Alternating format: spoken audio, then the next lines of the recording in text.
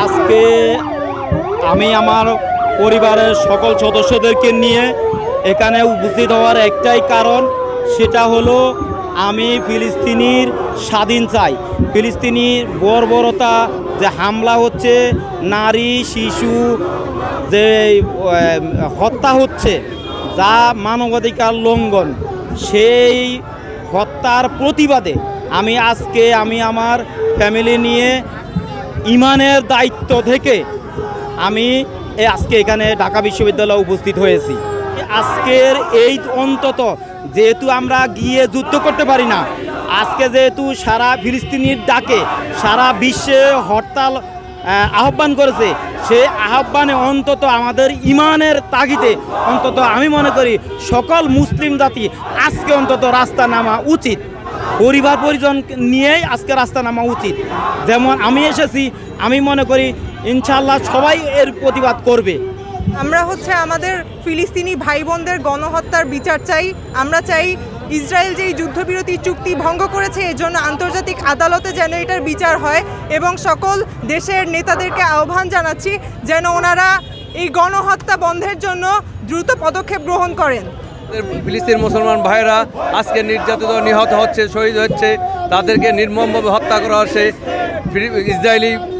Israeli সন্ত্রাসী দলগুলা আমাদেরকে হত্যা করার জন্য চেষ্টা করতেছে এবং আমাদের সমস্ত মুসলিমদের উপর আঘাত এনেছে। তাদেরকে জিহাদের ঘোষণা করে আমাদের সবাইকে এগিয়ে আসতে হবে। আমরা এই উসিলায় আজকে থেকে আমরা জিহাদের ঘোষণা করছি। ইনশাআল্লাহ আমরা আগামীতেও জিহাদে যাব। আমাদের বাচ্চাদেরকে নিয়ে আসছি আমাদের জিহাদের ট্রেনিং দেওয়ার জন্য। আমরা যাতে আবার জিহাদে যেতে পারি, আমাদের বাইতুল আকসা আমাদের ভূমিতে আমরা পরিণত করতে পারি, এই জন্য আমরা জিহাদের জন্য প্রস্তুত হয়েছি। আজকে থেকে আমরা সারা বাংলাদেশের মানুষকে বলতে চাই যে আমরা যেন সবাই ফিলিস্তিনের পণ্য বয়কট করে আমাদের দেশি পণ্যের জন্য আমরা ব্যবহার করতে পারি। এই জন্য সবাইকে আহ্বান জানাচ্ছি যাতে আমাদের টাকা দিয়ে ওরার জন্য আমাদের বুকে গুলি ছুটতে, অস্ত্র না করতে পারে, আমাদের হত্যা না করতে পারে। এর জন্য আমরা প্রতিবাদী হয়ে আজকে সবাই ঐক্যবদ্ধ হয়ে এসেছি এখানে আন্দোলনে একত্রিত হওয়ার জন্য। আমরা গত দীর্ঘ 1.5 বছর থেকে দেখতেছি ফিলিস্তিনিদেরকে নির্বিচারে হত্যা করা হচ্ছে, এবং গত এই 1.5 বছরে 60,000-এর বেশি ফিলিস্তিনি নারী শিশুদেরকে হত্যা করা হয়েছে, নির্বিচারে হত্যা করা হয়েছে, এবং গাজার অধিকাংশ জায়গা এখন ধ্বংসস্তূপে পরিণত হয়েছে। বিশ্বের কোনো দেশেই এর প্রতিবাদ করতেছে না। আমরা এখানে এই ঢাকা ইউনিভার্সিটি টিএসসি চত্বরের বিভিন্ন জায়গার স্টুডেন্টরা এবং বিভিন্ন ধরনের শ্রেণী পেশার মানুষ প্রতিবাদ জানাচ্ছি এবং মুসলিম বিশ্বকে আহ্বান জানাচ্ছি যে সবাই ঐক্যবদ্ধভাবে এই ফিলিস্তিনিদের উপর যে নির্যাতন করা হচ্ছে, এই নির্যাতনের প্রতিবাদ করার আহ্বান জানাচ্ছি, এবং মুসলিম সরকারগুলোকে আমরা দাবি জানাচ্ছি তাদের কাছে যে আপনারা সবাই ঐক্যবদ্ধ হন এবং ফিলিস্তিনিদের পাশে দাঁড়ান। প্রয়োজনে এই ফিলিস্তিনিদের সাহায্য করার জন্য মুসলমানদের যে বিশ্বের যে রাষ্ট্রগুলো আছে, সেই রাষ্ট্রের সেনাবাহিনীকে প্রেরণ করা হোক। প্রধান উপদেষ্টা ডক্টর মোহাম্মদ ইউনূস, তার কাছে আমাদের মেসেজ হলো একটাই, যে আপনি আন্তর্জাতিক প্ল্যাটফর্মে এ বিষয়ে কথা বলেন যে ফিলিস্তিনে যে নির্যাতন করা হচ্ছে, শিশু হত্যা করা হচ্ছে, তাদের মাটি ভিটা থেকে উচ্ছেদ করা হচ্ছে, এ বিষয়ে আপনি আন্তর্জাতিক প্ল্যাটফর্মে কথা বলেন।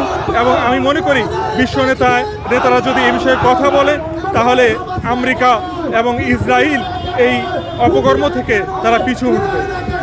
এখন একজন মুসলিমের উপর যখন নির্যাতন হবে, অন্য আরেকজন মুসলিম হিসেবে আমাদের কর্তব্য সেটা প্রতিবাদ করা।